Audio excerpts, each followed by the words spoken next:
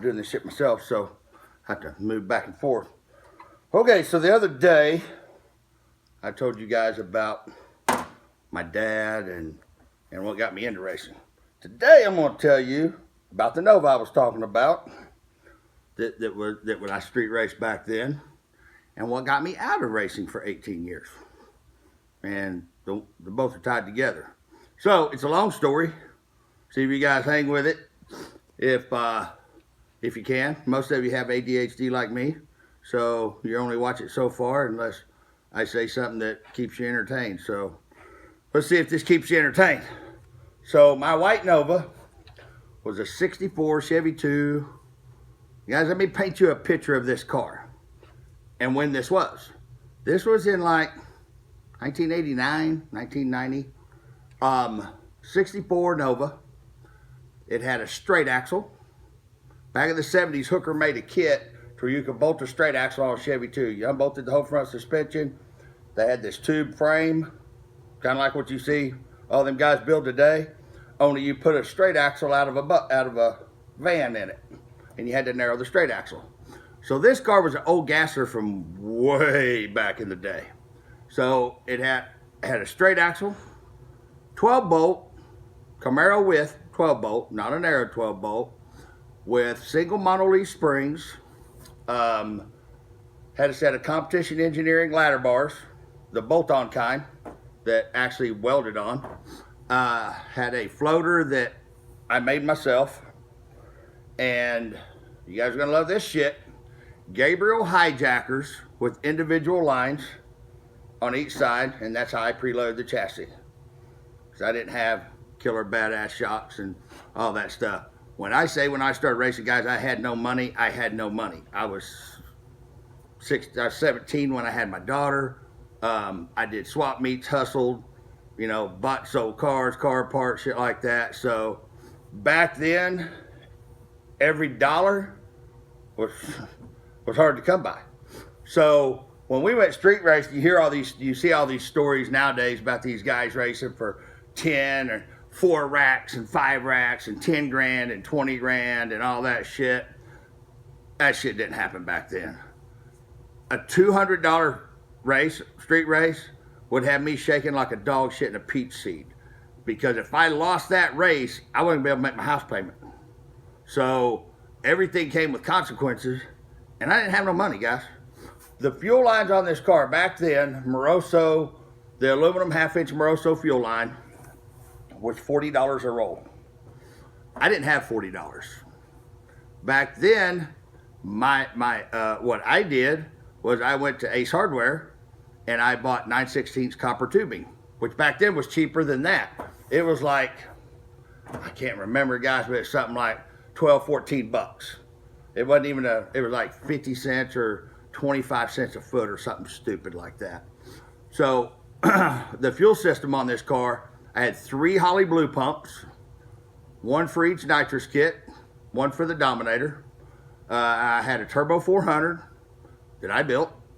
The converter was even back then, was a Marty Chance converter that I had traded for. It had this is the part you guys are gonna love. It had a 29 by 11, I ran 29.5 by 11.5 slick on it. And they hung out of the car about that far. So I had a rolled piece of pipe where the fender wells had been opened up, and the tires stuck out about that far. Had a 6-point roll cage in, or 8-point roll cage in it.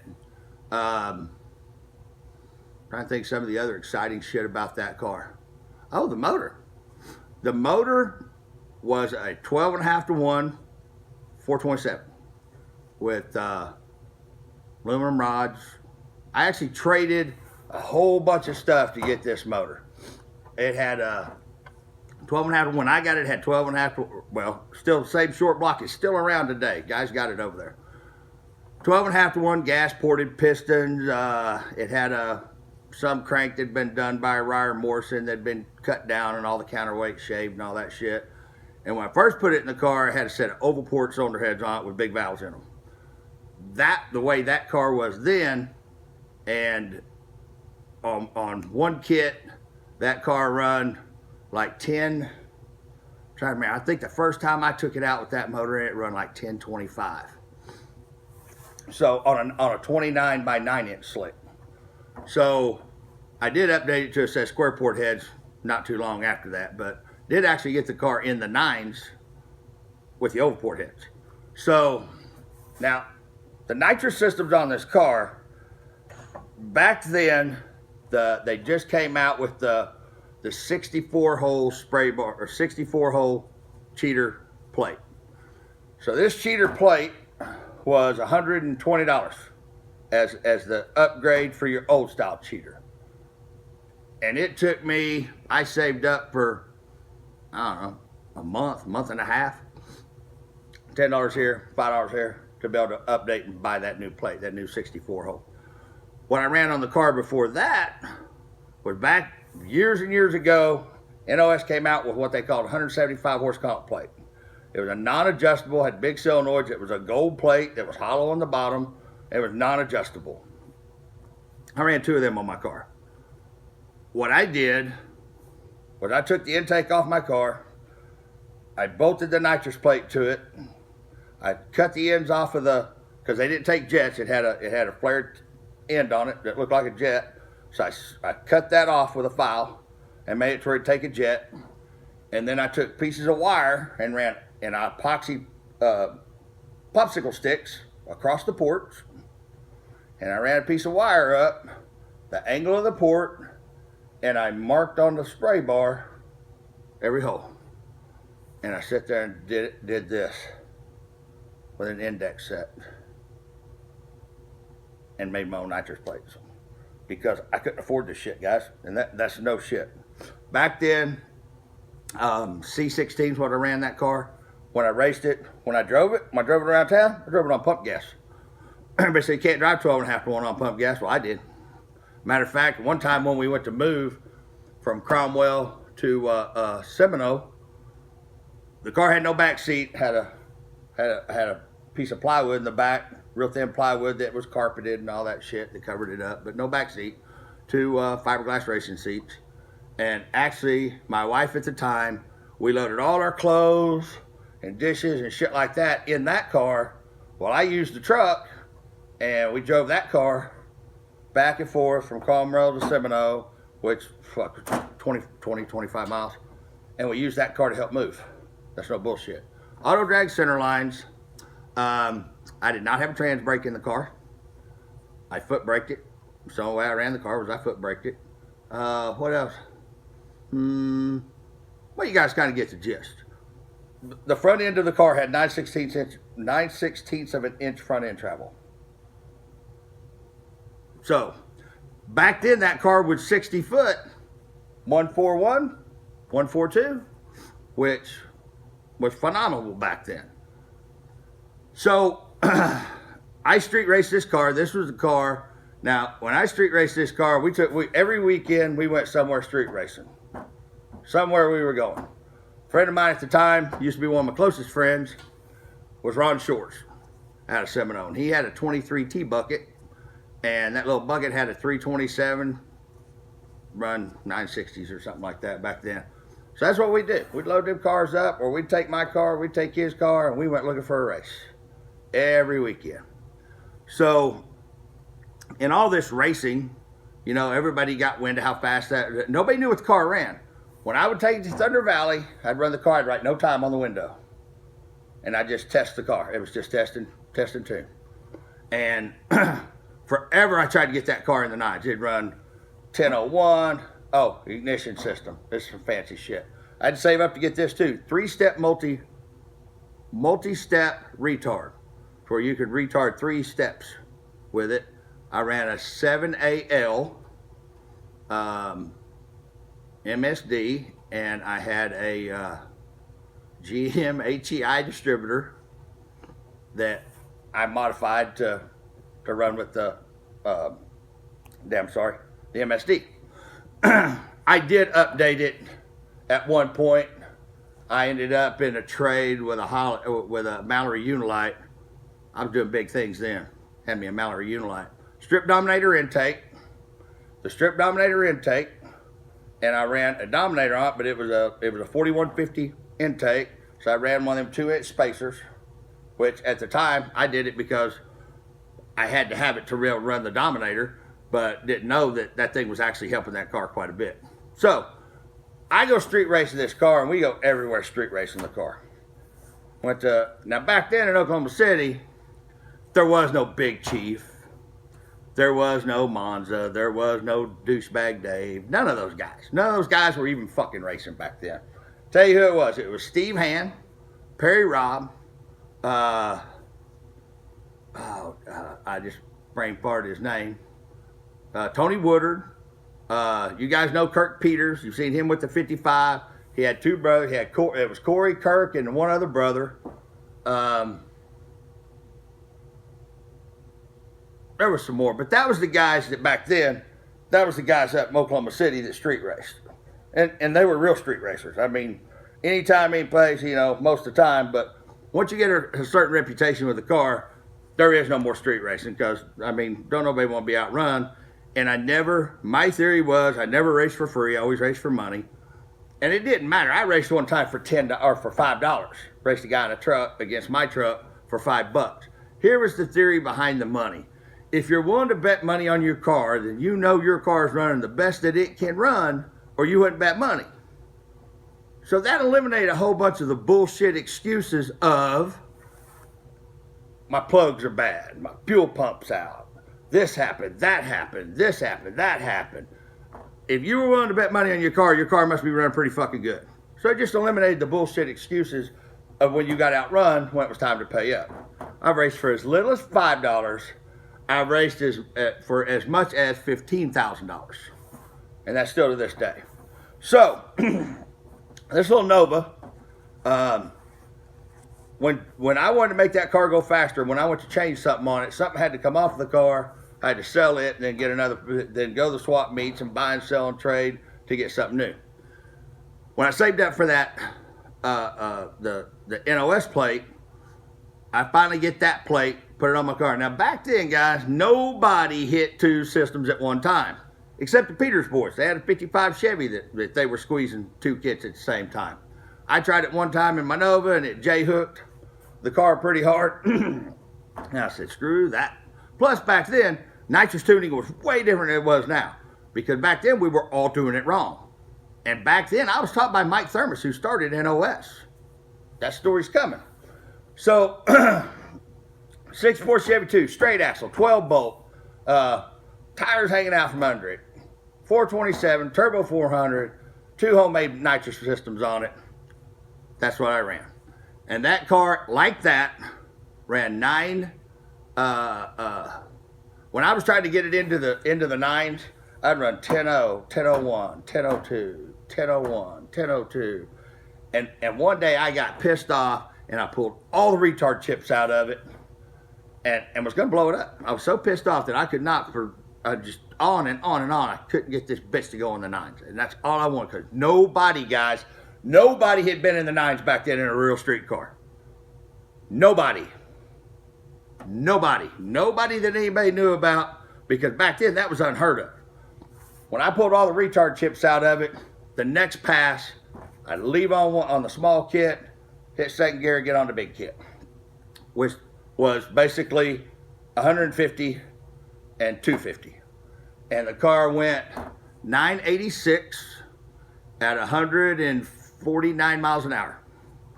And I was like, oh, yeah, 9s, got it in the 9s. So I'm at a swap meet one time, and this guy's got a bunch of cool racing shit. Matter of fact, Modesto was his name. I bought my racing helmet and my racing jacket from him that I wore for years and years and years racing. So that even back then, I wore a fire jacket every time I raced my car and a helmet. So he has this fogger system in a box, and it was one of the ones that had came off. He had he said he started out with 3 or 4 of them because they were the ones that came off Scotty Cannon's OnSat satellite car, OnSat car. So I trade him out of this nitrous system. I take it home. I'm sitting there looking at all this stuff. I'm like, whoa, how the hell am I? And I'm trying to figure out how I'm gonna, drill this thing and tap it and do all this shit. So I call NOS and I ask them, How do I plumb this system? Can you guys tell me, give me some pointers on? And they said, well, what's it going on? And I told him what was going on. And he goes, well, what do you run on the car now? And I said, I told him about 2 plates that I'd done. He goes, well, what does the car run? I said, that's none of your fucking business. He goes, no, what does the car run now? I said, like I said, that's none of your business. I match race and street race this car. I don't tell nobody what it runs. And he goes, I'm just trying to help you here. And I said, well, just tell me how to do the nitrous system, what you need to do. I don't need your help telling me how fast my car runs. So he said, well, I'll have the boss call you back. So now back then I had every video, every pass, every street race, every test pass was documented on video with this car. I kept notebooks full of shit that I wrote down everything, every time. Because I didn't have no money, guys. Did not have the money to buy good shit. I had to fucking be smarter than the guy next to me. There was one car that they blew the cylinder heads off of it, got on a plane, flew to rear Morrison, picked up some cylinder heads and came back. No shit. And hell, their motor cost more than my entire fucking car. So I worked my ass off on my shit, and I tested and tested and tested every Friday. I'll test it too. I was at that fucking racetrack with no time road on that car, making fucking passes, writing shit down. Anyway, I worked my ass off to make that car run what it ran. So we get, the guy that calls me back is Mike Thermos. Now, I'm gonna back up for a second, and you guys actually stay with these videos, even though I jump back and forth, because you all got ADHD evidently. So if you guys can understand where I go with shit, hell yeah. So, the guy named Len Greco was fixed to have the first fastest streetcar shootout at Thunder Valley. And he called me every week leading up to this thing. Hey, I heard you had a fast streetcar, blah, blah, blah, blah, blah, blah. And I said, you guys going to show the times? He said, yeah. I said, I'm out. So this went on. He called me once a week leading up to this race. So when I'm talking to Mike Thermos is who called me. And he said, hey, he goes, send us your fogger, and we're going to put it in the intake for you. We're going to flow it, and we'll tell you how to do the jetting and all that. Well, he asked me, he said, I really don't care what you're going to back up another second. I don't care what your car runs. I just want to know what we're working with. Do you have the right stuff to make this work? So I sent him a video of the car and like, I don't know, 5 or 6 9-second ET slips. And back then, that car weighed 3396 with me in it.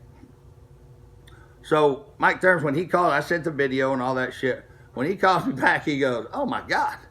He said, that car is unbelievably fast. He goes, send us your nitrous systems, send us your intake. We'll get this turned around pretty quick for you. And it was winter time. We were fixing to be in an off part of the year after that fastest streetcar race that Len Greco was having, that I wasn't going to, so I didn't care. So I send the intake off to him.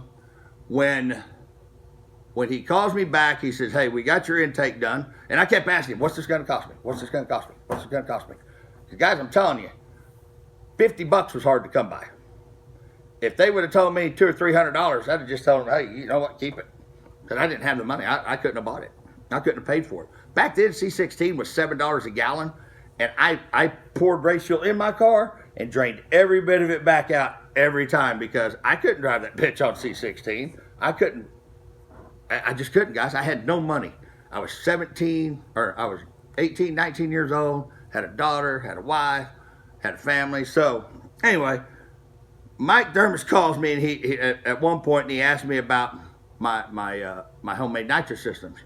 He said, well, I'm looking at these plates. He said, this is our 175 horse comp plate. And he said, what did you do? And I told him what I'd done. I'd run a wire in the center of the intake and run it up, and that's the angle that I would re-drill the plates at. And guys, it took days sitting there with an index set doing this to drill those plates and have it at just the right angle and have it marked and all that shit, and then put it back on the intake. It was some weird shit, but it was the only thing I could do, because I couldn't afford nothing else. And he goes, well, it's pretty he said, the way you've angled the holes, how'd you come up with that? And I told him about the popsicle sticks and all that. He said, okay, so I was just wondering. So, I had updated to that brand new 64 hole NOS plate too. Just got that brand new cheater. And they wanted me to set that, so I set that too. That's actually, I put the car in the 9s and then changed that plate, and it actually went 980s at that time. 980, something like that. So, this is where it gets funny. So, this Lane Greco guy still calling me, and he told me, he said, and this is what it was down to. It was down to if I wanted a street race, I was racing motorcycles and spotting car links. And back then, the VMAX was the baddest boy on the planet, and that's what everybody was throwing on everybody, and that's what we got down to. Ron and I, we just got to where we was racing motorcycles, because there was nobody else that would race. So, when Lane Greco calls me the last time, he said, listen, he said, I'll pay for your race fuel, and I'll pay for your nitrous if you'll come. And I said, you're going to advertise it, you're going to tell everybody's going to know what the car runs. He goes, here's the thing. He said, ain't nobody racing you in that car anyway. He said, I've heard that you're racing motorcycles just to be able to race. He says, so what difference does it make? And I can't remember. It was like $2,500 or $2,000 or $1,500 to win, which back then was a lot of money. And I was talking to my buddy Ron, and he goes, dude, he's right. He said, you ain't ever going to get a race in that car. As soon as they see that white Chevy 2 with a hardwood hood scoop, a steel hood with a hardwood hood scoop, he said, nobody going to run it. He said, the word's out on that car, and you're just kind of screwed. He says, so well, you might as well do it. Maybe win that $1,500. Well, I'm pretty confident I was going to win $1,500 because ain't nobody else in Oklahoma City been in the 9s yet. Nobody. Ron Sabry, backing up, jumping forward, Ron Sabry had just went 989 to be deemed the fastest street car in America. I'd already been 970s. So, Mike Turbis calls me up and says, your intake's on its way. It's been flowed. Here's how I want you to jet it. Here's what I want you to do. I'm going to send you a spark plug. This is what I want the plug to look like. Now, back then, you ran, and that's what he told me. He goes, you're going to use the fogger to leave on. And he said, we did away. He said, I sent you back your homemade plate. He said, but your NOS plate, he said, we went ahead, we got rid of that, and we have a new plate. And I was like, hey, what do you mean? What do you mean you just got rid of it? I said, I just saved up enough money to buy that plate. And he goes, well, listen. He said, we got a plate that's never been on a car yet. It's not no bullshit, guys. Mike Thurman's still around. You won't call him and ask him. They said, we've never ran it on a car, but it shows a lot of promise in R&D. He said, we're calling it the Big Shot. I was the first car ever to run a Big Shot on a car. And he said, here's what I want you to do. I want you to put a 28 nitrous jet, a 32 or a 34 fuel jet. Everything was backwards from what it is today. Because back then we didn't know that lean wouldn't hurt them and fat would. And I was always conservative on my timing and all that stuff because I couldn't afford it. If that thing lost a piston, guys, I was done. I was done for months and months and months. So when I put all this together, he told me, he said, listen, if you'll just put an NOS sticker on that car I finally told Lane Greco I'd do the race, by the way. And he said, if you'll put an NOS sticker on that car, will you do that race? He said, you don't owe us nothing. He said, just go race and give us feedback on how the systems work. So Ron and I go to test and tune. This is 1 week before the fastest street car shootout. And so pull the car off the trailer. First pass, I got a 7800 or 7500 chip in the car. I leave on the fogger. I shove it in second gear. Now, this is on foot brake, guys. I did not have a trans brake in this car, ever. Go second gear, get on the Big Shot, and just when I went to shove it in high gear, I heard it go, it started on the rev limiter, pushed it in high gear, the car hit the rev limiter, I let off the nitrous, the car was still on the rev limiter, and I went, fuck, man, what the fucking converter or something slipping in it. Well, when I grabbed the ET slip, it was 977 at 119 or 121 miles an hour. Car had been a best at that time of 982 at 147, 148. And I come back and tell Ron, I said, Ron, put an 85 chip in this motherfucker's gonna fly, dude. I said, we're gonna go deep in the fucking nines. I listen, there's no cars racing, so we're pulling the chip out. We're laughing, giggling, fucking getting ready to fucking go make a pass. I didn't put no time on the window, guys, because everybody was gonna know the following week. So what was the point? They turned the red lights on the track. Two of the guys come over from the racetrack and said, hey, we need to see your license. I said, my license? Yeah, we need to see your license. Okay, that's the first. And my driver's license. Said, no, we need to see your 990 license.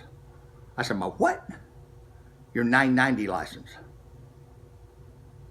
I don't know what the fuck you guys are talking about.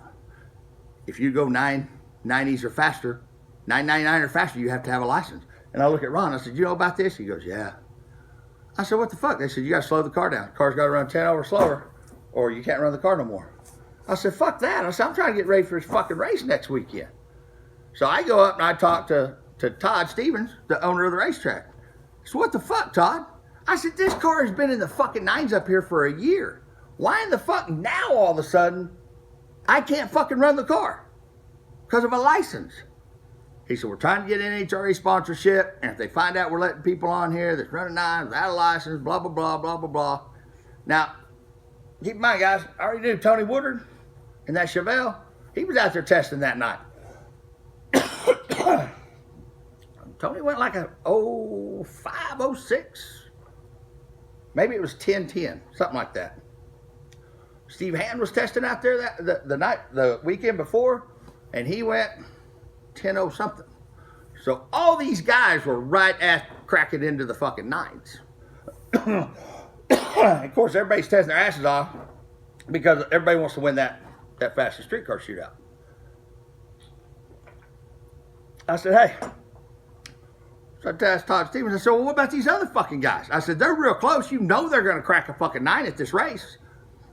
He said, well, they all went and got their license last week.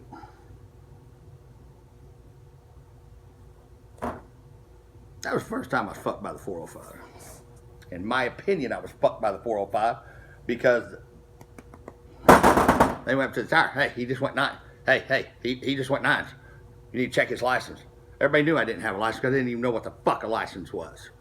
So, basically, that was it. I was done. If I didn't get a 990 license, so I said, okay, so what do I got to do to get this license? Well, you have to have a physical. You have to pay money, blah, blah, blah. It basically, it was a 3-week process. So no matter what, I wasn't going to get to run in the fucking shootout. So I called Mike Thermos. Well, actually, guys, I'm going to be straight the fuck up with you. When I pulled out of that racetrack, I lived in Seminole, which is about, from the racetrack was about 45 minutes, 50 minutes away. And there's no bullshit. I got in there, I tried. Hey guys, they said slow the car down. Fuck, that ain't slowing the car down. I loaded the car up, put it on the trailer. And Ron said, what are you gonna do? I said, we're fucked. I'm fucked. When I pulled out of that racetrack, guys, keep in mind, I was 19 years old. 19 years old. I know I have the fastest fucking street car in America because I'm faster than Ron fucking Sabry. And Ron Sabry just went 989 to be deemed the fastest street car in America. And I can't race because I don't have a license that I knew nothing about. And my car had been in the nines, but it always said no time on it, so nobody else knew it was in the nines. And I fucking bawled. I cried all the way fucking way back to Seminole. I was fucking mad. I'm beating on the steering wheel. I worked my fucking ass off. I fucking do everything right. And now I'm not going to get to run this fucking...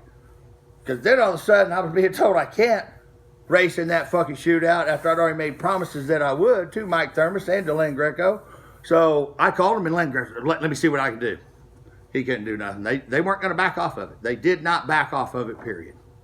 And I called Mike Thermos and said, hey, if I need to send this plate back, send me my other one. I'm sorry, I apologize.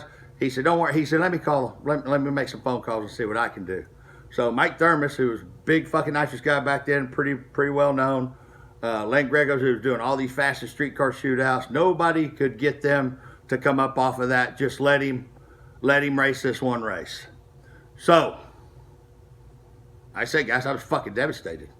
I mean, I worked my fucking ass off. I just updated the roll cage in that car, and I bought new slicks for that car, and all this work on the fucking deal. I put new valve springs on. I mean, I added 155 feet of roll cage to it to make it safer.